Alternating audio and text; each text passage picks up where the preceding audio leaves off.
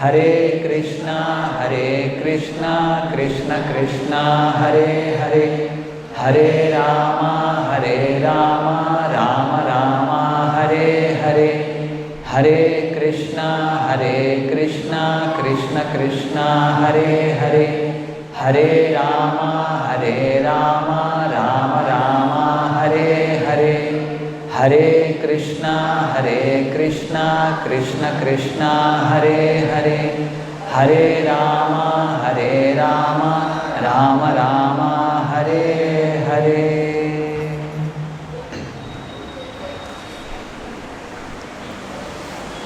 ಭಾಗವತದ ಈ ಭಾಗದಲ್ಲಿ ಬ್ರಹ್ಮದೇವರು, ಕರ್ದಮ ಮುನಿ ಮತ್ತು ದೇವಹೂತಿ ಇವರಿಬ್ಬರನ್ನು ಉದ್ದೇಶಿಸಿ ಈ ಮಾತುಗಳನ್ನು ಆಡ್ತಿರೋದು. ಸಾಕ್ಷಾತ್ ದೇವೋತ್ತಮ ಪರಮಪುರುಷನೇ ಈಗ ದೇವಹೂತಿಯ ಗರ್ಭದಲ್ಲಿ ಇದ್ದಾನೆ. ಆ ಕಾರಣ ಬ್ರಹ್ಮದೇವರು ಅಲ್ಲಿಗೆ ಬಂದು ಇವರಿಬ್ಬರನ್ನು ಉದ್ದೇಶಿಸಿ ಮಾತನಾಡ್ತಿರೋದು, ಕರ್ದಮ ಮುನಿ ಮತ್ತು ದೇವಹೂತಿ. ಹಿಂದಿನ ಶ್ಲೋಕದಲ್ಲಿ ನಾವು ನೋಡಿದ್ವಿ, ಬ್ರಹ್ಮದೇವರು ಹೇಳಿದ್ದು, ನೀನು ನನ್ನ ಉಪದೇಶಗಳನ್ನು ವಂಚನೆ ಇಲ್ಲದೆ ಯೋಗ್ಯವಾದ ಗೌರವದಿಂದ ಸಂಪೂರ್ಣವಾಗಿ ಸ್ವೀಕರಿಸಿದ್ದೀಯಾ, ನನ್ನನ್ನು ಯೋಗ್ಯವಾಗಿ ಪೂಜಿಸಿದ್ದೀಯಾ, ಈ ರೀತಿಯೆಲ್ಲ ಹೇಳಿದ್ದಾರೆ. ಯಾಕೆಂದರೆ ಬ್ರಹ್ಮದೇವರ ಉಪದೇಶವನ್ನು ಸ್ವೀಕಾರ ಮಾಡಿ ಕರ್ದಮ ಮುನಿ ತಪಸ್ಸನ್ನು ಮಾಡಿ ಈಗ ಸಂತಾನೋತ್ಪತ್ತಿಗಾಗಿ, to populate the world, to create progeny, ಇವರೆಲ್ಲರೂ ಕೂಡ ಪ್ರಜಾಪತಿಗಳು. ಸೃಷ್ಟಿಯ ಪ್ರಾರಂಭದಲ್ಲಿ ಎಲ್ಲ ಋಷಿ ಮುನಿಗಳು ಬ್ರಹ್ಮದೇವರ ಈ ಒಂದು ಕಾರ್ಯದಲ್ಲಿ ಅವರಿಗೆ ಸಹಾಯ ಮಾಡ್ತಿದ್ದಾರೆ. ಹಲವಾರು ಜೀವರಾಶಿಗಳು, 84 ಲಕ್ಷ ಜೀವರಾಶಿಗಳನ್ನು ಸೃಷ್ಟಿ ಮಾಡೋದು, ಈ ಕಾರ್ಯದಲ್ಲಿ ಇವರೆಲ್ಲರೂ ಕೂಡ ಬ್ರಹ್ಮದೇವರಿಗೆ ಸಹಾಯವನ್ನು ಮಾಡ್ತಿದ್ದಾರೆ. ಬ್ರಹ್ಮದೇವರು ಅವರ ತಂದೆ, ಅವರ ಹೇಳಿದ ಮಾತನ್ನು ಗೌರವದಿಂದ ಸ್ವೀಕಾರ ಮಾಡಿ ಅದನ್ನು ಪಾಲನೆ ಮಾಡ್ತಿದ್ದಾರೆ. ಇದರಿಂದ ಬ್ರಹ್ಮದೇವರಿಗೆ ಸಂತೋಷ ಆಗಿ ಕರ್ದಮ ಮುನಿಯನ್ನು ಉದ್ದೇಶಿಸಿ ಈ ರೀತಿ ಹೇಳ್ತಿರೋದು. ಏತಾವತಿ ಏವ ಶುಶ್ರೂಷ. ಶುಶ್ರೂಷ ಅಂದರೆ ಸೇವೆ, ಸರ್ವಿಸ್. ನಾವು ಸೇವೆಯನ್ನು ಎಲ್ಲಿಯ ತನಕ ಅಥವಾ ಯಾವ ಮಟ್ಟದ ತನಕ ನಾವು ಮಾಡಬೇಕು, ಇದು ಅರ್ಥ ಮಾಡ್ಕೊಳ್ಳಿಕ್ಕೆ ಬಹಳ ಕಷ್ಟ ಇಲ್ಲ, ಬಹಳ ಸುಲಭ ಇದೆ. ಈ ಶ್ಲೋಕದಲ್ಲಿ ಇದಕ್ಕೆ ಉತ್ತರ ಸಿಗುತ್ತೆ. ನಾವು ಸೇವೆಯನ್ನು ಮಾಡಬೇಕು. ಹೇಗೆ? ಏತಾವತಿ ಏವ ಶುಶ್ರೂಷ ಕಾರ್ಯ ಪಿತರಿ ಪುತ್ರಕೈಹಿ. ಒಬ್ಬ ತಂದೆ ಇರ್ಬೋದು, ಒಬ್ಬ ಗುರು ಇರಬಹುದು, ಮಗನು ಅಥವಾ ಶಿಷ್ಯನು ಅವರ ಮಾತನ್ನು ಪಾಲನೆ ಮಾಡಬೇಕು. ಹೇಗೆ? ಬಾಢಂ ಇತಿ ಅನುಮನ್ಯೇತ. ಬಾಢಂ ಅಂದರೆ ಪ್ರಭುಪಾದರು ಹೇಳೋದು, ಹೌದು ಸ್ವಾಮಿ. ಏನು ಹೇಳಿ? ಹೌದು ಸ್ವಾಮಿ. ಇಂಗ್ಲೀಷ್ನಲ್ಲಿ ಎಸ್ ಸರ್. ಏನು ಹೇಳಿ? Yes sir. ತಂದೆ ಏನೋ ಹೇಳ್ತಾ ಇದ್ದಾರೆ, ಗುರುಗಳು ಏನೋ ಹೇಳ್ತಿದ್ದಾರೆ ಅಂದರೆ, ಇದು ಹೀಗಲ್ಲ, ಅದು ಹಾಗಲ್ಲ, ಇದು ಆಗೋದಿಲ್ಲ, ಇದು ಸರಿ ಇಲ್ಲ, ಎಲ್ಲ ಹೇಳೋ ಹಾಗಿಲ್ಲ. ಎಸ್ ಸರ್, ಹೌದು ಸ್ವಾಮಿ, ಈ ರೀತಿ ನಾವು ಹೇಳಬೇಕು. ಬಾಢಂ ಇತಿ ಅನುಮನ್ಯೇತ ಗೌರವೇಣ ಗುರೋರ್ವಚಃ. ಗೌರವಪೂರ್ವಕದಿಂದ ಈ ರೀತಿ ಹೇಳಬೇಕು. ಪುತ್ರರು ತಮ್ಮ ತಂದೆಯ ಸೇವೆಯನ್ನು ಇದೇ ರೀತಿಯಲ್ಲಿ ಮಾಡತಕ್ಕದ್ದು. ತನ್ನ ತಂದೆಯ ಅಥವಾ ಗುರುವಿನ ಆಜ್ಞೆಯನ್ನು ಆಗಲಿ ಸ್ವಾಮಿ ಎನ್ನುತ್ತಾ ತಕ್ಕ ಗೌರವದಿಂದ ಪಾಲಿಸಬೇಕು. ಆಧ್ಯಾತ್ಮಿಕ ಜೀವನದಲ್ಲಿ ಮುನ್ನಡಿಬೇಕಂದ್ರೆ ಇದು ಬಹಳ ಮುಖ್ಯವಾದ ಒಂದು ಉಪದೇಶ ಈ ಶ್ಲೋಕದಲ್ಲಿ ನಮಗೆ ಸಿಗ್ತಿರೋದು. ಸ್ವಾಭಾವಿಕವಾಗಿ ನಾವೆಲ್ಲರೂ ಕೂಡ ನಮ್ಮ ಮನಸ್ಸಿಗೆ ಬಂದದ್ದನ್ನು ಮಾಡಲಿಕ್ಕೆ ನಮಗೆ ಇಚ್ಛೆ. ನನಗೆ ಯಾವುದು ಸರಿ ಅನಿಸುತ್ತೆ, ನನಗೆ ಯಾವುದು ಕಂಫರ್ಟೇಬಲ್, ಯಾವುದು ಏನು ತೊಂದರೆ ಆಗಬಾರದು, ನನಗೆ ಯಾವುದೇ ರೀತಿ ರಿಸ್ಕ್ ತಗೊಳ್ಳಿಕ್ಕೆ ರೆಡಿ ಇಲ್ಲ, ಯಾಕೆ ಇನ್ನು ಯಾರ್ದೋ ಮಾತನ್ನು ಕೇಳಬೇಕು, ನನಗೆಲ್ಲ ಗೊತ್ತು, ಅವ್ರಿವ್ರ ಮಾತು ಯಾತಕ್ಕೆ ಕೇಳಬೇಕು, ನನಗೆಲ್ಲ ಗೊತ್ತು, ನಾನೆಲ್ಲ ಕಲ್ತಿದ್ದೇನೆ, ನನಗೆಲ್ಲ ಅನುಭವ ಸಾಕಷ್ಟು ಇದೆ. ಇದು ಮೂರ್ಖರ ಮಾತು. ನಿಜವಾದ ಜ್ಞಾನಿ ಅವನು ಅರ್ಥ ಮಾಡಿಕೊಂಡಿದ್ದಾನೆ, ಈ ಭೌತಿಕ ಜಗತ್ತು ಎಷ್ಟು ವಿಸ್ತಾರವಾಗಿದೆ, ಈ ಜಗತ್ತಿನಲ್ಲಿ ಏನೆಲ್ಲ ಇದೆ. ನಾವು ಶಾಲಾ ಕಾಲೇಜುಗಳಲ್ಲಿ ಓದ್ಕೊಂಡು ಬಂದಿದ್ದೇವೆ. 10 ವರ್ಷ, 15 ವರ್ಷಗಳ ಕಾಲ, 20 ವರ್ಷಗಳ ಕಾಲ ಏನೆಲ್ಲ ಅಧ್ಯಯನ ಮಾಡಿದ್ದೇವೆ. ಯಾರಾದರೂ ಹೇಳಲಿಕ್ಕೆ ಸಾಧ್ಯನಾ ಈ ಜಗತ್ತಿನಲ್ಲಿರುವ ಎಲ್ಲದನ್ನು ನಾನು ತಿಳ್ಕೊಂಡಿದ್ದೇನೆ ಅಂತ? ಇಲ್ಲವೇ ಇಲ್ಲ. ಯಾವ ಒಬ್ಬ ಜ್ಞಾನಿಯೂ ಈ ಮಾತನ್ನು ಹೇಳಲಿಕ್ಕೆ ಸಾಧ್ಯವೇ ಇಲ್ಲ. ನಮ್ಮ ಎಲ್ಲರ ಜ್ಞಾನ, ಅನುಭವ, ಅದರಲ್ಲಿ ಒಂದು ಕೊರತೆ ಇದ್ದೇ ಇರುತ್ತೆ. 100% ಎಲ್ಲ ಕಲ್ತಿದ್ದೇನೆ, ನನಗೆ ಇಂಥದ್ದು ಗೊತ್ತಿಲ್ಲ, ಆ ರೀತಿ ಯಾರೂ ಹೇಳಲಿಕ್ಕೆ ಸಾಧ್ಯ ಇಲ್ಲ. ಹಾಗಿದ್ದಾಗ ನಾವು ಏನು ಮಾಡಬೇಕು? ಇಲ್ಲಿ ಕೊಟ್ಟಿರೋ ರೀತಿ ಮಾಡಬೇಕು. ಮೊದಲು ಒಬ್ಬ ಅಧಿಕೃತ ಆಧ್ಯಾತ್ಮಿಕ ಗುರುವನ್ನು ನಾವು ಸ್ವೀಕಾರ ಮಾಡಬೇಕು. ಅವರು ಹೇಳಿದ್ದನ್ನು ಹೌದು ಸ್ವಾಮಿ ಅಂತ ಸ್ವೀಕಾರ ಮಾಡಿ ಗೌರವದಿಂದ ಅದನ್ನು ಪಾಲನೆ ಮಾಡಬೇಕು. ಈ ರೀತಿ ಮಾಡಿದಾಗ ಮಾತ್ರ ನಾವು we can reach the perfectional stage, ಪರಿಪೂರ್ಣತೆಯ ಹಂತವನ್ನು ತಲುಪಲಿಕ್ಕೆ ನಮಗೆ ಸಾಧ್ಯ ಆಗುತ್ತೆ.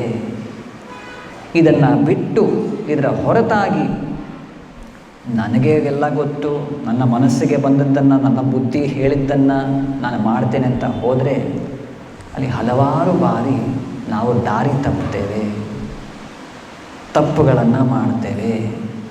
ಪರಿಪೂರ್ಣತೆಯ ಹಂತವನ್ನು ಏರಲಿಕ್ಕೆ ನಮಗೆ ಸಾಧ್ಯ ಆಗೋದಿಲ್ಲ. ಶ್ರೀಲ ಪ್ರಭುಪಾದರು ಇದಕ್ಕೆ ಒಂದು ಉದಾಹರಣೆಯನ್ನು ಕೊಡ್ತಾರೆ.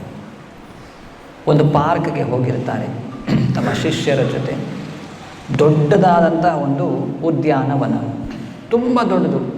ಅದು ಒಳಗಡೆ ಪ್ರವೇಶ ಮಾಡಿದ್ರೆ ಎಷ್ಟೆಲ್ಲ ಕಡೆ ಮರಗಳು, ಗಿಡಗಳು, ಲಾನ್ಸ್ ಇರ್ಬೋದು, ಎಲ್ಲ ಇದೆ. ಒಳಗಡೆ ವಾಕಿಂಗ್ ಮಾಡ್ತಾ ಹೋಗ್ತಿದ್ದಾರೆ, ಎಷ್ಟೋ ಸುತ್ತಾಡಿದ್ದಾರೆ. ಈಗ ಹೊರಗೆ ಬರಬೇಕು.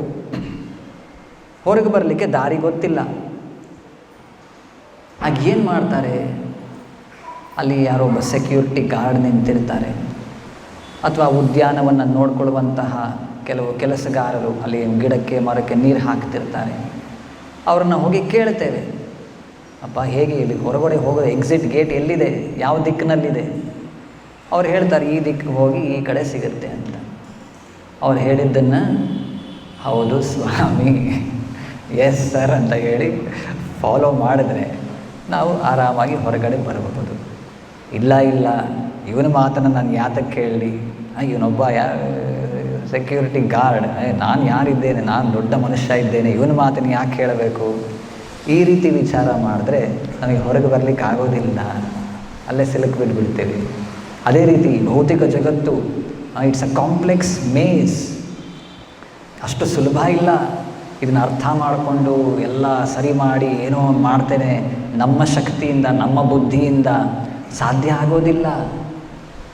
ಇಲ್ಲಿ ಇನ್ನೊಂದು ಮುಖ್ಯವಾದ ಅಂಶ ಏನು ಅಂದರೆ, ನಾವೀಗ ಭೌತಿಕ ಜಗತ್ತಿನಲ್ಲಿ ಬಂಧಿತವಾಗಿದ್ದೇವೆ.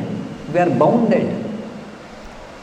ಈ ಬೌಂಡೆಡ್ ಅಂದರೆ ಏನು, ಹಗ್ಗ ಹಾಕಿ ನಮ್ಮ ಕೈ ಕಾಲನ್ನೆಲ್ಲ ಕಟ್ಬಿಟ್ಟಿದ್ದಾರೆ. ಆ ಸ್ಥಿತಿಯಲ್ಲಿದ್ದಾಗ ನಾವು ನಮ್ಮ ಪ್ರಯತ್ನದಿಂದ, ಸ್ವಪ್ರಯತ್ನದಿಂದ, ನಮ್ಮ ಶಕ್ತಿಯಿಂದ ಆ ಒಂದು ಬಂಧನದಿಂದ ಬಿಡಿಸ್ಕೊಳ್ಳಿಕ್ಕೆ ನಮಗೆ ಸಾಧ್ಯ ಆಗೋದಿಲ್ಲ. ನಮಗೆ ಯಾರು ಸಹಾಯ ಮಾಡಬಹುದು ಅಂದರೆ, ಯಾರು ಈ ರೀತಿ ಬಂಧನಕ್ಕೆ ಒಳಗಾಗಿಲ್ಲ, ಯಾರು ಮುಕ್ತರಾಗಿದ್ದಾರೆ, ಅವರ ಕೈಗಳು ಕಾಲುಗಳು ಏನು ಫ್ರೀ ಇದೆ, ಅವರು ಬಂದು ನಮಗೆ ಹೆಲ್ಪ್ ಮಾಡ್ಬೋದು. ಈ ಬದ್ಧ ಸ್ಥಿತಿಯಿಂದ ನಮ್ಮನ್ನು ಬಿಡುಗಡೆಗೊಳಿಸಬಹುದು. ನಾವು ನಮ್ಮ ಕೈ ಕಾಲನ್ನು ಕಟ್ಟಿ ಹಾಕಿದ್ದಾರೆ, ನಮ್ಮ ಪಕ್ಕದವರಿಗೆ ಅವ್ರ ಕೈ ಕಾಲು ಎಲ್ಲ ಕಟ್ಟಿ ಹಾಕಿದೆ. ಯಾರನ್ನ ಸಹಾಯ ಮಾಡಲಿಕ್ಕೆ ಆಗೋದಿಲ್ಲ. ಯಾರ ಕೈಗಳು ಕಾಲುಗಳು ಕಟ್ಟಿ ಹಾಕಿಲ್ಲ, ಯಾರು ಮುಕ್ತಾತ್ಮರಿದ್ದಾರೆ ಅವರಷ್ಟೇ ನಮ್ಮನ್ನು ನಮ್ಮ ಬದ್ಧ ಸ್ಥಿತಿಯಿಂದ ಬಿಡುಗಡೆಗೊಳಿಸಲಿಕ್ಕೆ ಸಾಧ್ಯ. ಇದು ಬಹಳ ಮುಖ್ಯ. ಈ ರೀತಿ ನಾವು ಒಬ್ಬ ಮುಕ್ತಾತ್ಮನನ್ನು, ಭಗವಂತನ ಪರಿಶುದ್ಧ ಭಕ್ತನನ್ನು, ಒಬ್ಬ ಉತ್ತಮ ಅಧಿಕಾರಿ ಗುರುವನ್ನು ನಾವು ಸ್ವೀಕಾರ ಮಾಡಬೇಕು. ಬಾಢಂ ಇತಿ, ಹೌದು ಸ್ವಾಮಿ ಅಂತ ಅವ್ರು ಹೇಳಿದ್ದನ್ನು ಯಥಾವತ್ತಾಗಿ ಪಾಲನೆ ಮಾಡಬೇಕು, ಸೇವೆ ಮಾಡಬೇಕು. ಈ ರೀತಿ ಮಾಡಿದ್ರೆ ಏನಾಗುತ್ತೆ? ಭಾಗವತದಲ್ಲಿ ಹೇಳೋದು, ಶುಶ್ರೂಷೋ ಶ್ರದ್ಧಾನಸ್ಯ ವಾಸುದೇವ ಕಥಾರುಚಿ ಸ್ಯಾನ್ ಮಹತ್ ಸೇವಯ ವಿಪ್ರಾಹ ಪುಣ್ಯತೀರ್ಥ ನಿಷೇವಣಾತ್. ಶುಶ್ರೂಷೋ ಶ್ರದ್ಧಾನಸ್ಯ, ಶ್ರದ್ಧೆಯಿಂದ ಸೇವೆ ಮಾಡಬೇಕು ಭಗವಂತನ ಒಬ್ಬ ಪರಿಶುದ್ಧ ಭಕ್ತನಿಗೆ. ಈ ರೀತಿ ಮಾಡಿದಾಗ ಸ್ಯಾನ್ ಸೇವಯ ವಿಪ್ರಾಹ ಪುಣ್ಯತೀರ್ಥ ನಿಷೇವಣಾತ್ ವಾಸುದೇವ ಕಥಾರುಚಿ. ನಮಗೆ ವಾಸುದೇವ ಕಥಾ, ಭಗವಂತನ ಬಗ್ಗೆ, ಅವನ ನಾಮ ಗುಣ ಲೀಲೆಗಳ ಬಗ್ಗೆ ರುಚಿ ಅಥವಾ ಟೇಸ್ಟ್, ಆಸಕ್ತಿ ನಮಗೆ ಮೂಡುತ್ತೆ. ನೋಡಿ, ನಮ್ಮಲ್ಲಿ ಭಾಳಷ್ಟು ಜನ ನಾವು ಕಂಪ್ಲೇಂಟ್ ಮಾಡ್ತೇವೆ, ಜಪ ಮಾಡ್ತಿರ್ತೇನೆ, ಏನು ರುಚಿನೇ ಇಲ್ಲ, ಟೇಸ್ಟ್ ಬರ್ತಾ ಇಲ್ಲ, ಮಾಡಬೇಕು ಅಂತ ಇಷ್ಟ ಇದೆ, ಆದರೆ ಏನು ಮಾಡೋದು, ಮಾಡಲಿಕ್ಕೆ ಏನು ಒಳಗಡೆಯಿಂದ ಬರ್ತಾ ಇಲ್ಲ, ಪ್ರೇರಣೆ ಇರ್ಬೋದು, ಆಸಕ್ತಿ ಇರ್ಬೋದು, ಈ ರೀತಿ ಹೇಳ್ತೇವೆ. ಇದು ಟೇಸ್ಟ್. ಆದರೆ ಭೌತಿಕ ಜಗತ್ತಿನಲ್ಲಿ ಏನೆಲ್ಲ ನೋಡಲಿಕ್ಕೆ ಮಾಡಲಿಕ್ಕೆ ಬಹಳ ಆಸಕ್ತಿ ಇರುತ್ತೆ ಸ್ವಾಭಾವಿಕವಾಗಿ. ಯಾರೇನು ಹೇಳೋದಿಲ್ಲ. ಏನೋ ಅಲ್ಲಿ ಟಿ ವಿ ನೋಡಲಿಕ್ಕೆ ಇರ್ಬೋದು, ಆಟ ಆಡಲಿಕ್ಕೆ ಅಥವಾ ಇನ್ನೆಲ್ಲೋ ಹೋಗಲಿಕ್ಕೆ ಮಾಡಲಿಕ್ಕೆ ಸ್ವಾಭಾವಿಕವಾಗಿ ಆಸಕ್ತಿ ಇದೆ ಅಲ್ಲಿ. ಇಲ್ಲಿ ಭಾಗವತ ಓದಬೇಕು, ಭಗವದ್ಗೀತಾ ಪ್ರತಿದಿನ ಓದಬೇಕು, ಜಪ ಮಾಡಬೇಕು, ಅಷ್ಟು ಆಸಕ್ತಿ ಬೆಳೆದಿಲ್ಲ. ಈ ಆಸಕ್ತಿ ಅಥವಾ ರುಚಿ ಸುಲಭವಾಗಿ ಸಿಗೋ ವಿಧಾನ ಏನು ಅಂದರೆ, ನಾವು ಭಗವಂತನ ಒಬ್ಬ ಪರಿಶುದ್ಧ ಭಕ್ತನ ಸೇವೆಯಲ್ಲಿ ತೊಡಗಬೇಕು. ಈ ರೀತಿ ಅವರ ಸೇವೆಯಲ್ಲಿ ತೊಡಗಿದಾಗ ಅದನ್ನೇ ಇಲ್ಲಿ ಹೇಳೋದು, ಶುಶ್ರೂಷೋ ಶ್ರದ್ಧಾನಸ್ಯ ವಾಸುದೇವ ಕಥಾ ರುಚಿ. ವಾಸುದೇವ ಕಥಾ, ಆ ಕಥೆಯಲ್ಲಿ ನಮಗೆ ರುಚಿ ಅಥವಾ ಟೇಸ್ಟ್ ನಮಗೆ ಸಿಗುತ್ತೆ. ಸ್ಯಾನ್ ಮಹತ್ ಸೇವಯ ವಿಪ್ರಾಹ ಪುಣ್ಯತೀರ್ಥ ನಿಷೇವಣಾತ್. ಈ ರೀತಿ ಇಂತಹ ಶ್ರದ್ಧೆಯಿಂದ ಸೇವೆ ಮಾಡಿದಾಗ, ಅಂಥ ರುಚಿಯನ್ನು ಪಡೆದು ನಾವು ಸದಾಕಾಲ ಭಗವಂತನ ಸ್ಮರಣೆಯಲ್ಲಿ ತೊಡಗಿದ್ರೆ, ಯದನುಧ್ಯಾಸಿನ ಯುಕ್ತಾ ಕರ್ಮಗ್ರಂಥಿ ನಿಬಂಧನಂ ಚಿಂದಂತಿ ಕೋವಿದಾಸ್ತಸ್ಯ ಕೋನ ಕುರ್ಯಾತ್ ಕಥಾರತಿಂ. With sword in hand intelligent men cut through the binding knots of reactionary work by remembering the personality of Godhead. ಬರೀ ಭಗವಂತನ ಸ್ಮರಣೆಯಿಂದ ನಾವು ನಮ್ಮ ಹಿಂದಿನ ಎಲ್ಲ ಕರ್ಮದ ಬಂಧನದಿಂದ ಮುಕ್ತರಾಗಬಹುದು. ಇದಕ್ಕೇನು ಮಾಡಬೇಕು? ವಾಸುದೇವ ಕಥಾರುಚಿ ಬೆಳೆಸ್ಕೊಳ್ಬೇಕು. ಆ ಕಥಾರುಚಿ ಬರಬೇಕು ಅಂದರೆ ನಾವು ಶುಶ್ರೂಷೋ ಶ್ರದ್ಧಾನಸ್ಯ, ಭಗವಂತನ ಶುದ್ಧ ಭಕ್ತರ ಸೇವೆಯಲ್ಲಿ ನಾವು ತೊಡಗಬೇಕು. ಈ ರೀತಿ ಗುರುವನ್ನು ಸ್ವೀಕಾರ ಮಾಡೋದಕ್ಕೆ ನಾವು ಭಗವದ್ಗೀತೆಯಲ್ಲೂ ನೋಡ್ತೇವೆ. ಅರ್ಜುನನ ಉದಾಹರಣೆ 2ನೇ ಅಧ್ಯಾಯದಲ್ಲಿ ಅರ್ಜುನ ಹೇಳೋದು, ಕಾರ್ಪಣ್ಯ ದೋಷೋ ಅಪಹತ ಸ್ವಭಾವ ಪೃಚ್ಛಾಮಿ ತ್ವಾಂ ಧರ್ಮ ಸಮ್ಮೂಢಚೇತಾ ಯಚ್ಶ್ರೇಯ ಸ್ಯಾನ್ ನಿಶ್ಚಿತಂ ಬ್ರೂಹಿ ತನ್ಮೇ ಶಿಷ್ಯಸ್ತೇಹಂ ಶಾದಿಮಾಂ ತ್ವಾಂ ಪ್ರಪನ್ನಂ. ಓ ಕೃಷ್ಣ, ಯಾವುದು ಧರ್ಮ ಯಾವುದು ಅಧರ್ಮ ನನಗೆ ಗೊತ್ತಾಗ್ತಿಲ್ಲ. ಕಾರ್ಪಣ್ಯ ದೋಷ ಅಪಹತ ಸ್ವಭಾವ, ನನಗೆ ಏನು ಸರಿ ತಪ್ಪು ಯಾವ ವಿಚಾರ ನನಗೆ ಗೊತ್ತಾಗ್ತಿಲ್ಲ. ಇಂಥ ಸಮಯದಲ್ಲಿ ಶಿಷ್ಯಸ್ತೇಹಂ, ನಾನು ನಿನ್ನ ಶಿಷ್ಯನಾಗ್ತೇನೆ, ನನ್ನನ್ನು ನಿನ್ನ ಶಿಷ್ಯನನ್ನಾಗಿ ಸ್ವೀಕಾರ ಮಾಡು. ಶಾಧಿಮಾಂ ತ್ವಾಂ ಪ್ರಪನ್ನಂ, ಐ ಸರೆಂಡರ್ ಟು ಯು. ಸರಿ, ಕೃಷ್ಣನಿಗೆ ಈ ರೀತಿ ಅರ್ಜುನ ಶರಣಾಗತನಾಗಿ ತನ್ನ ಗುರುವಾಗಿ ಕೃಷ್ಣನನ್ನು ಸ್ವೀಕಾರ ಮಾಡಿಕೊಳ್ತಾನೆ. ಅದಾದ ನಂತರ ಕೃಷ್ಣನ ಉಪದೇಶ 2ನೇ ಅಧ್ಯಾಯದಿಂದ ಪ್ರಾರಂಭ ಆಗುತ್ತೆ. 9ನೇ ಅಧ್ಯಾಯದಷ್ಟರಲ್ಲಿ ಕೃಷ್ಣನ ಎಲ್ಲ ಉಪದೇಶಗಳು ಮುಗಿದಿರುತ್ತೆ. 9ನೇ ಅಧ್ಯಾಯದ ಕೊನೆಯ ಶ್ಲೋಕ, ಮನ್ಮನ ಭವಮದ್ಭಕ್ತೋ ಮದ್ಯಾಜಿ ಮಾಂ ನಮಸ್ಕುರು, ಎಲ್ಲವನ್ನ ಹೇಳಿ ಆಗಿದೆ. ಇನ್ನು ಉಳಿದ ಅಧ್ಯಾಯಗಳಲ್ಲಿ ಇದರ ವಿಸ್ತರಣೆಯನ್ನೇ ನಾವು ನೋಡೋದು. ಕೆಲವು ಅರ್ಜುನನ ಪ್ರಶ್ನೆಗಳನ್ನು ಉತ್ತರ ಕೃಷ್ಣ ಕೊಡೋದು.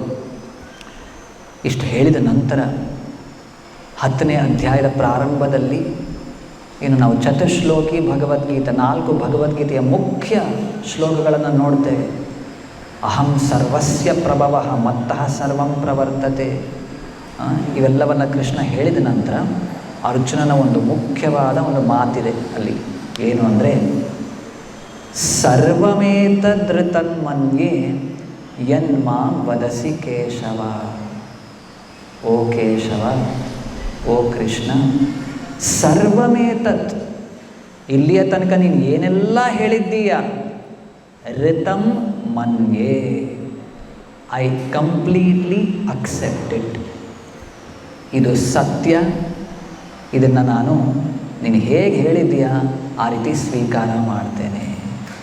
ಸರ್ವಂ ಏತದ್ ಋತಂ ಮನ್ಯೇ ಯನ್ಮಾಂ ವದಸಿ ಕೇಶವ. ನೋಡಿ, ಇಲ್ಲೂ ಕೂಡ ಒಂದು ಉತ್ತಮವಾದ ನಿದರ್ಶನವನ್ನು ನಾವು ನೋಡಬಹುದು. ಹೇಗೆ ಒಬ್ಬ ಗುರುವಿನ ಬಳಿ ಹೋಗಿ ನಾವು ಶರಣಾಗತರಾಗಬೇಕು, ಅವರ ಆದೇಶಗಳನ್ನು ನಾವು ಶಿರಸಾವಹಿಸಬೇಕು. ಹೌದು ಸ್ವಾಮಿ, ಎಸ್ ಸರ್ ಅಂತ ಒಪ್ಕೋಬೇಕು. ಅದನ್ನ ಗೌರವದಿಂದ ಫಾಲೋ ಮಾಡಬೇಕು, ಪಾಲಿಸಬೇಕು. ಇಲ್ಲಿ ನೋಡಿ 3 ಹಂತಗಳಿವೆ. ಮೊದಲನೇದೇನು ಅಂದರೆ, first make enquiry and select a spiritual master. ನಮ್ಮ ಜೀವನದಲ್ಲಿ ಏನು ಮಾಡಬೇಕು? ಈ ದ್ವಿಜ ಅನ್ನೋ ಪದದ ಬಗ್ಗೆ ಕೂಡ ಭಾವಾರ್ಥದಲ್ಲಿ ಪ್ರಭುಪಾದರು ಹೇಳ್ತಾರೆ. ಮೊದಲನೇ ಹುಟ್ಟು ನಮ್ಮ ತಂದೆಯ ಮೂಲಕ, 2ನೇ ಹುಟ್ಟು ಗುರುವಿನ ಮೂಲಕ, ಅವರು ಕೊಡುವಂತಹ ಉಪದೇಶದ ಮೂಲಕ. ಆಗ ಮಾತ್ರ ನಾವು ದ್ವಿಜ ಅಂತ ಅನ್ನಿಸ್ಕೊಳ್ಳಿಕ್ಕೆ ಸಾಧ್ಯ ಆಗುತ್ತೆ. ಇಲ್ಲವಾದರೆ ಏನಿಲ್ಲ, ಎಲ್ಲ ಪ್ರಾಣಿಗಳ ರೀತಿ ನಾವು ಕೂಡ ಪ್ರಾಣಿಗಳು ತಂದೆ ತಾಯಿ ಇದ್ದಾರೆ, ಹುಟ್ಟು ಸಾವು ಈ ಒಂದು ಚಕ್ರದಲ್ಲಿ ತೊಡಗಿದೆ. ನಮಗೂ ಅದಕ್ಕೆ ಏನು ವ್ಯತ್ಯಾಸ ಇಲ್ಲ. ನಮಗೆ ವ್ಯತ್ಯಾಸ ಏನು ಅಂದರೆ, ಮನುಷ್ಯ ಜನ್ಮದಲ್ಲಿ ನಾವು ಒಬ್ಬ ಗುರುವನ್ನು ಸ್ವೀಕಾರ ಮಾಡಬಹುದು, ಅವರ ಉಪದೇಶಗಳ ಮೂಲಕ ನಮ್ಮ ಜೀವನವನ್ನು ರೂಪಿಸ್ಕೊಳ್ಬಹುದು. ಈ ರೀತಿ ಮಾಡಿ ನಾವು ಸಂಪೂರ್ಣ ಜನ್ಮ ಮೃತ್ಯು ಜರಾ ವ್ಯಾಧಿ ಒಂದು ಚಕ್ರದಿಂದ ನಾವು ಬಿಡಿಸ್ಕೊಂಡು ಹೊರಗೆ ಬರಬಹುದು. ಈ ಸಾಧ್ಯತೆ ಇರೋದು ಮನುಷ್ಯ ಜನ್ಮದಲ್ಲಿ ಮಾತ್ರ. ಹಾಗಾಗಿ ಇದು ಬಹಳ ಮುಖ್ಯ. So first step, make enquiry and select a spiritual master. ಒಬ್ಬ ಆಧ್ಯಾತ್ಮಿಕ ಗುರುವನ್ನು ನಾವು ಸ್ವೀಕಾರ ಮಾಡಬೇಕು. ಅದಾದ ನಂತರ through the process of diksha accept his shelter. ಅವರ ಮೂಲಕ, ದೀಕ್ಷಾ ವಿಧಾನದ ಮೂಲಕ ಅವರ ಒಂದು ಆಶ್ರಯವನ್ನು ನಾವು ಪಡ್ಕೊಳ್ಬೇಕು. 3ನೇದು, accept his words as truth and follow it sincerely. ಅವ್ರು ಹೇಳಿದ್ದನ್ನು ಸರಿ ಅಂತ ಒಪ್ಕೊಳ್ಬೇಕು, ಅದನ್ನು ನಾವು ಜೀವನದಲ್ಲಿ ಅಳವಡಿಸ್ಕೊಳ್ಬೇಕು.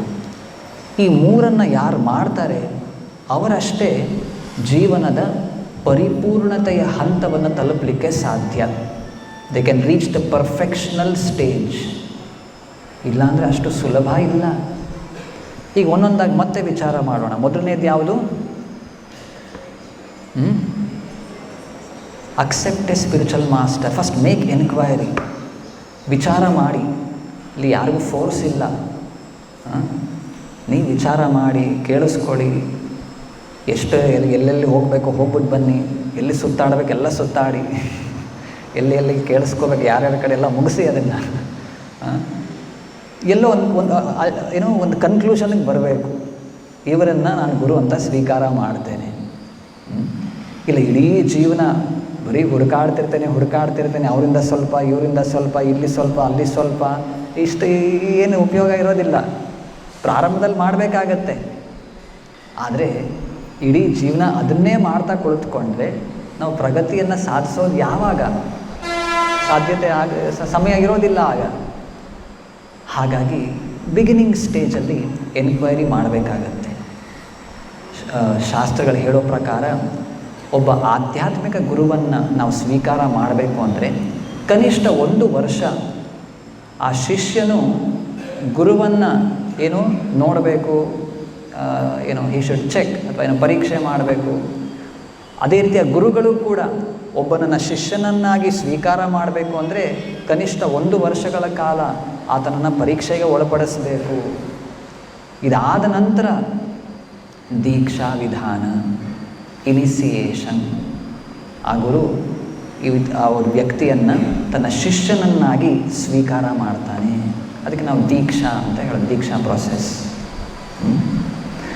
ಹಾಗಾಗಿ ಮೊದಲು to make enquiry and select a spiritual master.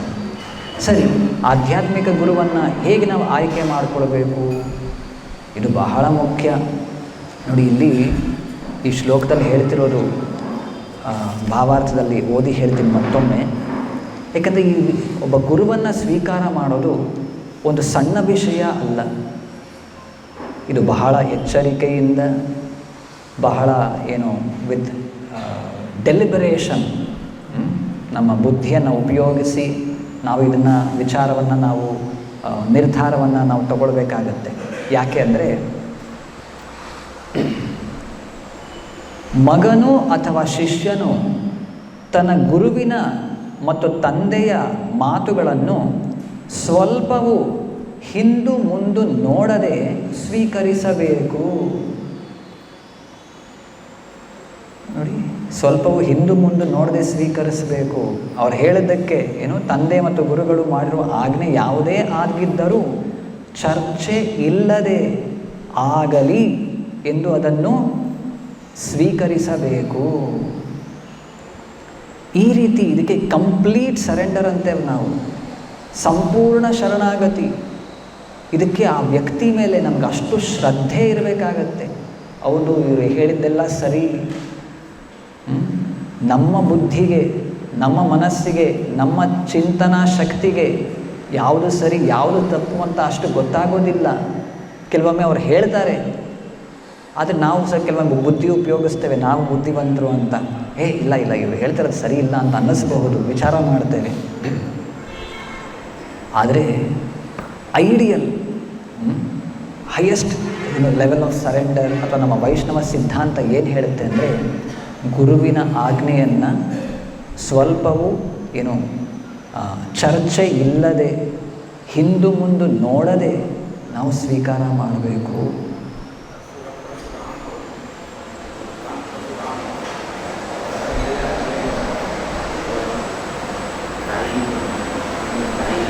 ನೋಡಿ, ಇವರು ಒಂದು ಉದಾಹರಣೆ ಕೊಡ್ತಿದ್ದಾರೆ. ಪರಶುರಾಮ ತನ್ನ ತಂದೆ ಹೇಳ್ತಾನೆ, ಹೋಗಿ ತನ್ನ ತಾಯಿಯ ಇದು ಮಾಡು ಅಂತ. ಈ ರೀತಿ ಹೌದು, ಒಳ್ಳೆಯ ಉದಾಹರಣೆ, ಗುಡ್ ಎಕ್ಸಾಂಪಲ್. ಅಲ್ಲಿ ನಾವು ಧರ್ಮ ಅಧರ್ಮದ ವಿಚಾರ ಮಾಡ್ತಾ ಹೋದರೆ, ಇದು ಅಧರ್ಮ, ಇದು ಸರಿಯಲ್ಲ, ತಪ್ಪು ಅಂತ ನಮ್ಮ ಬುದ್ಧಿ ಹೇಳುತ್ತೆ. ಎಷ್ಟೋ ಬಾರಿ ಯಾವುದು ಸರಿ ತಪ್ಪು ಅಷ್ಟು ಸುಲಭ ಅಲ್ಲ. ಅರ್ಜುನ ಕೂಡ ಹೋಗಿ ತನ್ನ ಗುರುಗಳನ್ನು ಕೊಲ್ಲಬೇಕು, ತನ್ನ ಭೀಷ್ಮರನ್ನು ಕೊಲ್ಲಬೇಕು, ತನ್ನ ಎಲ್ಲ ಬಂಧುಗಳನ್ನು ಕೊಲ್ಲಬೇಕು, ಇದು ಅಧರ್ಮ, ಈ ರೀತಿ ಎಲ್ಲ ವಿಚಾರ ಬರ್ತಾ ಇದೆ. ಹೌದು, ಯಾರೋ ಕೇಳಿದ್ರೆ ಹೌದು ಸರಿ, ಅರ್ಜುನ ಹೇಳ್ತಿರೋದು ಕರೆಕ್ಟ್ ಅಲ್ವಾ ಅಂತ ಅನ್ನಿಸ್ಬೋದು. ಹಾಗಾಗಿ ನಾವು ಅವ ಗುರುವನ್ನು ಸ್ವೀಕಾರ ಮಾಡಬೇಕಾಗತ್ತೆ. ಇಡೀ ಜೀವನದಲ್ಲಿ ಎಲ್ಲ ನಿರ್ಧಾರಗಳನ್ನು ನಾವು ನಮ್ಮ ಬುದ್ಧಿಯನ್ನು ಉಪಯೋಗಿಸಿನೇ ತಗೊಳ್ತೇನೆ ಅಂತ ಹೋದರೆ ಸಾಧ್ಯ ಆಗೋದಿಲ್ಲ. ನಮ್ಮ ಬುದ್ಧಿಯನ್ನು ಮೀರಿದ ಇನ್ನೊಬ್ಬ ಮುಕ್ತಾತ್ಮರ ಒಂದು ಸಹಾಯವನ್ನು ನಾವು ಪಡ್ಕೊಳ್ಬೇಕಾಗತ್ತೆ. ಎಷ್ಟೋ ಬಾರಿ ಅವ್ರು ಕೊಡುವಂಥ ಆಜ್ಞೆ ನಮ್ಮ ಬುದ್ಧಿಶಕ್ತಿ ಅದಕ್ಕೆ ಒಪ್ಪದೇ ಇರಬಹುದು. ಆದರೂ ಚರ್ಚೆ ಇಲ್ಲದೆ, ಹಿಂದೆ ಮುಂದೆ ನೋಡದೆ ಅದನ್ನು ಸ್ವೀಕಾರ ಮಾಡಬೇಕು. ಈ ರೀತಿ ಮಾಡಿದಾಗಲೇ ನಾವು ಪರ್ಫೆಕ್ಷನಲ್ ಸ್ಟೇಜಿಗೆ ಬರಲಿಕ್ಕಾಗೋದು. ಅರ್ಜುನನ ರೀತಿ ಇದು ಧರ್ಮ ಅಲ್ಲ, ಅದಾಗುತ್ತೆ, ಕುಲಕ್ಷಯ ಆಗುತ್ತೆ, ಏನೆಲ್ಲ ಕಾರಣಗಳನ್ನು ಕೊಡ್ತಾನೆ ಯುದ್ಧ ಮಾಡೋದಿಲ್ಲ ಅಂತ. ಆದರೆ ಗುರುವನ್ನು ಸ್ವೀಕಾರ ಮಾಡಿ ಕೃಷ್ಣನ ಉಪದೇಶಗಳನ್ನು ಕೇಳಿದ ನಂತರ ಆವಾಗ ಅವನಿಗೆ ಅರ್ಥ ಆಗುತ್ತೆ, ಸರಿ ನಾನು ಯುದ್ಧ ಮಾಡಬೇಕು ಅಂತ. ಈ ರೀತಿ ಹಲವಾರು ಬಾರಿ ನಮ್ಮ ಜೀವನದಲ್ಲಿ ಇಂತಹ ಕೆಲವು ಸಂದಿಗ್ಧ ಪರಿಸ್ಥಿತಿಗಳನ್ನು ನಾವು ಎದುರಿಸ್ತೇವೆ. ಪ್ರತಿಯೊಬ್ಬರೂ ಕೂಡ, ಯಾರೂ ಇದಕ್ಕೆ ಹೊರತಲ್ಲ. ಅಲ್ಲಿ ಬರೀ ನನ್ನ ಮನಸ್ಸು ಏನು ಹೇಳುತ್ತೆ, ನನ್ನ ಬುದ್ಧಿ ಏನು ಹೇಳುತ್ತೆ, ನನ್ನ ನಮ್ಮ ಚಿಂತನೆಗೆ ಒಂದು ಇಟ್ಸ್ ಲಿಮಿಟೆಡ್, ಒಂದು ಪರಿಧಿ ಇದೆ. ಅದಕ್ಕೆ ಹೊರತಾಗಿ ಅದರ ಹೊರಗಡೆ ಏನಾದರೂ ಒಂದು ಪ್ರಾಬ್ಲಮ್ ಏನಾದರೂ ಬಂದಾಗ, ಸಮಸ್ಯೆ ಬಂದಾಗ ನಮಗೆ ಎಷ್ಟೋ ಗೊತ್ತಾಗೋದಿಲ್ಲ. ಹಾಗಾಗಿ ನಾವು ಗುರುವನ್ನು ಸ್ವೀಕಾರ ಮಾಡಲೇಬೇಕು. ಈ ರೀತಿ ನೋಡಿ, ಇಷ್ಟು ಶ್ರದ್ಧೆಯನ್ನು ಆ ಗುರುವಿನ ಮೇಲೆ ಇರಬೇಕು ಅಂದರೆ ಆ ಗುರು he should be with good standing, he should be authorised. ಯಾರನ್ನೋ ಗುರುವಾಗಿ ಸ್ವೀಕಾರ ಮಾಡೋ ಹಾಗಿಲ್ಲ. ಉಪದೇಶಾಮೃತದಲ್ಲಿ ಈ ರೀತಿ ಪ್ರಭುಪಾದರು ಹೇಳ್ತಾರೆ, ನೆಕ್ಟರ್ ಆಫ್ ಇನ್ಸ್ಟ್ರಕ್ಷನ್, ಅಲ್ಲಿ ಒಂದು ಶ್ಲೋಕ ಬರುತ್ತೆ, ಕೃಷ್ಣೇತಿ ಯಸ್ಯ ಗಿರಿತಂ ಮನಸಾದ್ರಿಯೇತ ದೀಕ್ಷಾಸ್ತಿ ಚೇತ್ ಪ್ರಣತಿಭಿಶ್ಚ ಭಜಂತಮೀಶಂ ಶುಶ್ರೂಷಯ ಭಜನ ವಿಜ್ಞಮನನ್ಯಮನ್ಯ ನಿಂದಾದಿ ಶೂನ್ಯ ಹೃದಮೀಪ್ಸಿತ ಸಂಗಲಬ್ಧ್ಯ. ಯಾವ ರೀತಿ ಇನ್ನೊಬ್ಬರಿಗೆ ಗೌರವವನ್ನು ಸೂಚಿಸಬೇಕು. ಯಾರೋ ಕೃಷ್ಣ ಅಂತ ಒಮ್ಮೆ ಅವ್ರ ಬಾಯಲ್ಲಿ ಬಂದಿದೆ ಅಂದರೆ ನಮ್ಮ ಮನಸ್ಸಿನ ಮೂಲಕ ಅವರಿಗೆ ಗೌರವವನ್ನು ಕೊಡಬೇಕು. ಯಾರು ದೀಕ್ಷೆಯನ್ನು ಪಡ್ಕೊಂಡು ಏನೋ ಭಗವಂತನ ಸೇವೆಯಲ್ಲಿ ತೊಡಗಿದ್ದಾರೆ ಅಂದರೆ ಅವರಿಗೆ ನಾವು ನಮಸ್ಕಾರವನ್ನು ಮಾಡಬೇಕು. ಗುರುಗಳನ್ನು ನೋಡಿದಾಗ ನಮ್ಮ ಸಂಪೂರ್ಣ ನಮ್ಮ ಸರ್ವಸ್ವವನ್ನು ಅವರಿಗೆ ಅರ್ಪಿಸಬೇಕು. ಅಲ್ಲಿ ಎಂತಹ ಗುರುವಿಗೆ ನಮ್ಮ ಸರ್ವಸ್ವವನ್ನು ಅರ್ಪಿಸಬೇಕು ಅದನ್ನು ಹೇಳುವಾಗ ಅದರ ಒಂದು ಭಾವಾರ್ಥದ ಕೊನೆಯ ಭಾಗದಲ್ಲಿ ಪ್ರಭುಪಾದರು ಈ ರೀತಿ ಹೇಳ್ತಾರೆ, in this verse Srila Rupa Goswami advises the devotee to be intelligent enough to distinguish between the Kanishtadikari, Madhyamadikari and Uttamadikari.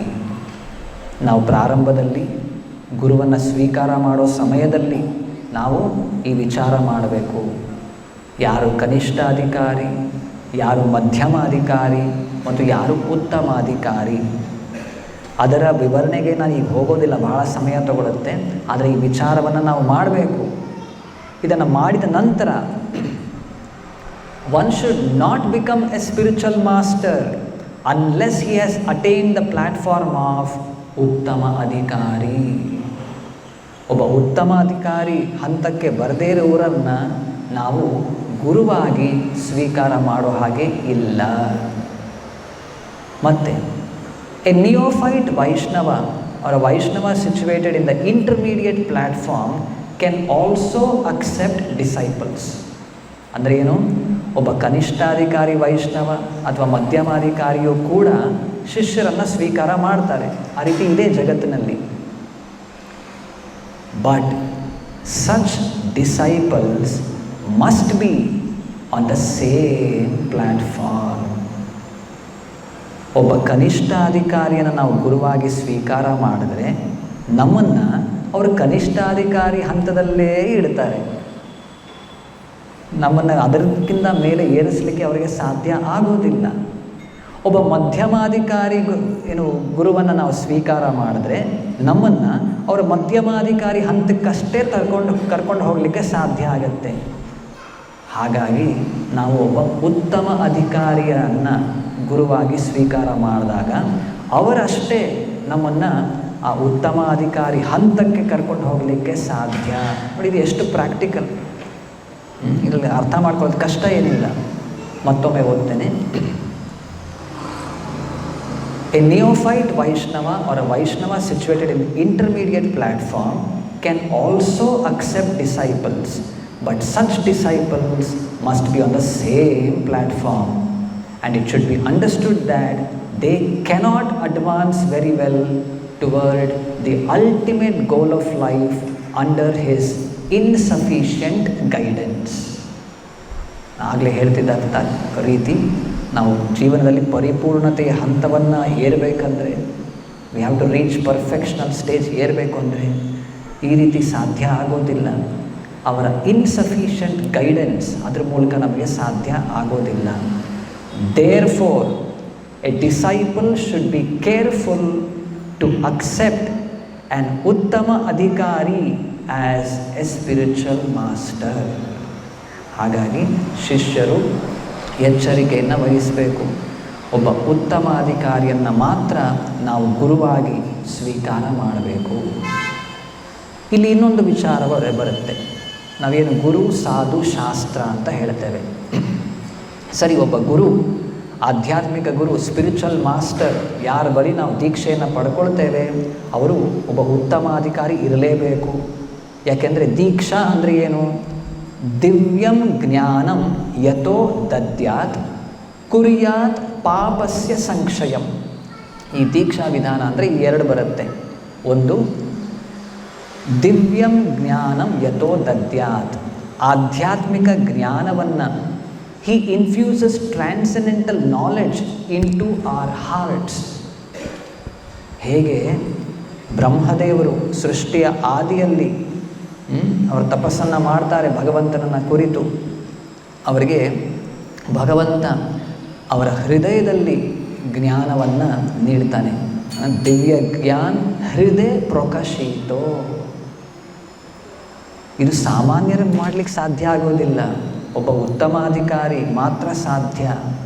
ಮತ್ತು ಕುರ್ಯಾತ್ ಪಾಪಸ್ಯ ಸಂಕ್ಷಯಂ, ನಮ್ಮ ಎಲ್ಲ ಹಿಂದಿನ ಪಾಪವನ್ನು ಅವರು ಸಂಪೂರ್ಣವಾಗಿ ಮೇಕ್ ಇಟ್ ಝೀರೋ, ಅವರು ಅದನ್ನು ಸ್ವೀಕಾರ ಮಾಡ್ತಾರೆ. ಇದು ಯಾರಿಗಾದರೂ ಸಾಧಾರಣ ವ್ಯಕ್ತಿಗೆ ಇದನ್ನು ಮಾಡಲಿಕ್ಕೆ ಸಾಧ್ಯನಾ? ಇಲ್ಲವೇ ಇಲ್ಲ. ಹಿ ಶುಡ್ ಬಿ ಸ್ಪೆಸಿಫಿಕಲಿ ಎಂಪವರ್ಡ್. ಭಗವಂತನಿಂದ ವಿಶೇಷ ಶಕ್ತಿಯನ್ನು ಅವರು ಸ್ವೀಕಾರ ಮಾಡದೆ ಇದು ಒಬ್ಬ ಸಾಮಾನ್ಯ ವ್ಯಕ್ತಿಗೆ ಸಾಧ್ಯ ಆಗೋದಿಲ್ಲ. ಹೀಗೆ ಈ ರೀತಿ ಇಂತಹ ಒಬ್ಬ ಉತ್ತಮ ಅಧಿಕಾರಿ ಗುರುವನ್ನು ನಾವು ಸ್ವೀಕಾರ ಮಾಡಬೇಕು. ಅದಾದ ನಂತರ ಎರಡನೇದೇನು?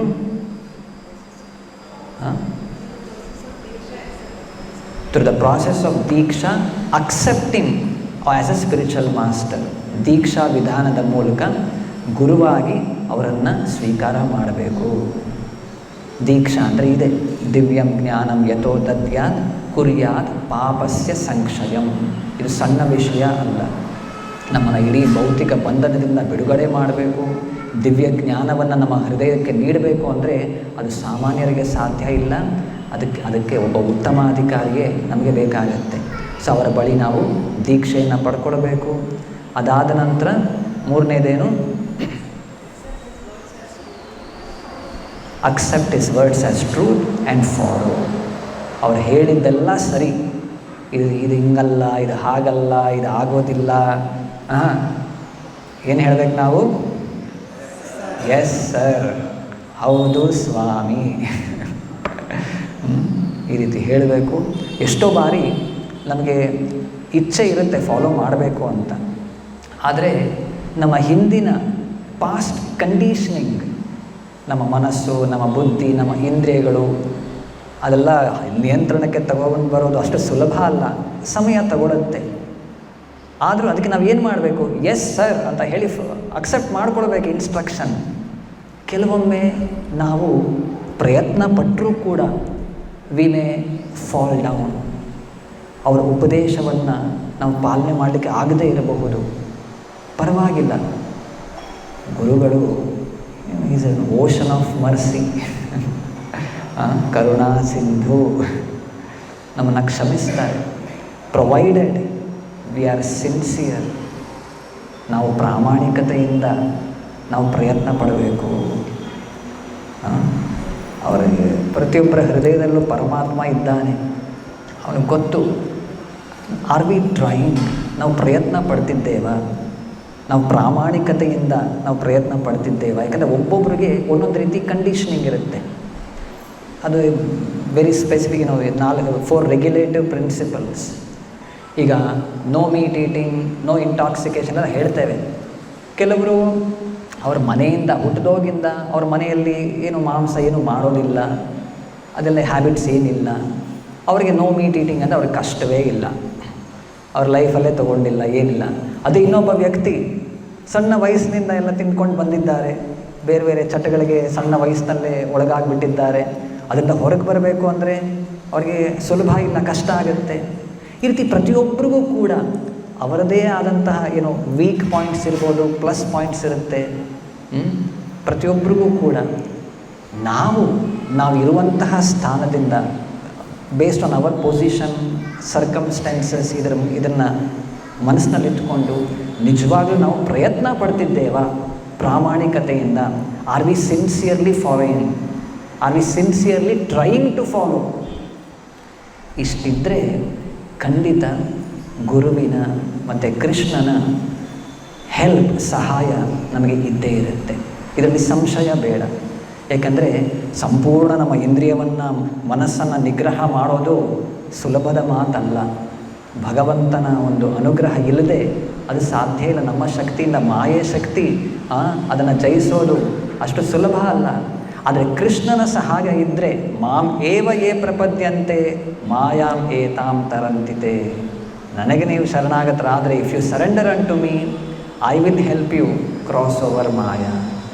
ಹೀಗೆ ನಮ್ಮ ವಿಶ್ವಾಸ, ಶ್ರದ್ಧೆ ಭಗವಂತ ಮತ್ತು ಗುರುಗಳ ಮೇಲೆ, ಅವರ ಅನುಗ್ರಹ ನಮ್ಮ ಮೇಲೆ ಇದ್ದರೆ ನೋಡಿ. ಇದನ್ನೇ ಇನ್ನೊಂದು ಕಡೆ ಹೇಳೋದು, ಶ್ವೇತಾಶ್ವತರ ಉಪನಿಷತ್ತಿನಲ್ಲಿ ಪ್ರಭುಪಾದರು ಬಹಳಷ್ಟು ಕಡೆ ಹೇಳ್ತಾರೆ, ಯಸ್ಯ ದೇವೇ ಪರಾಭಕ್ತಿರ್ ಯಥಾ ದೇವೇ ತಥಾ ಗುರೌ.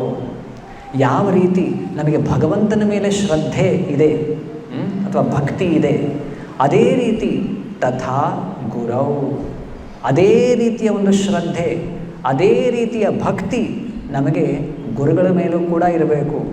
ಈ ರೀತಿ ಇದ್ದಾಗ ತಸ್ಯೈತೆ ಕಥಿತಾಹಿ ಅರ್ಥಾಃ ಪ್ರಕಾಶಂತೆ ಮಹಾತ್ಮನಾಃ.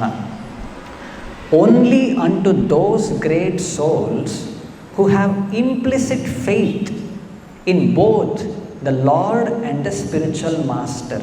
ಇಂಪ್ಲಿಸಿಟ್ ಫೇತ್ ಅಂದರೆ ಶ್ರದ್ಧೆ.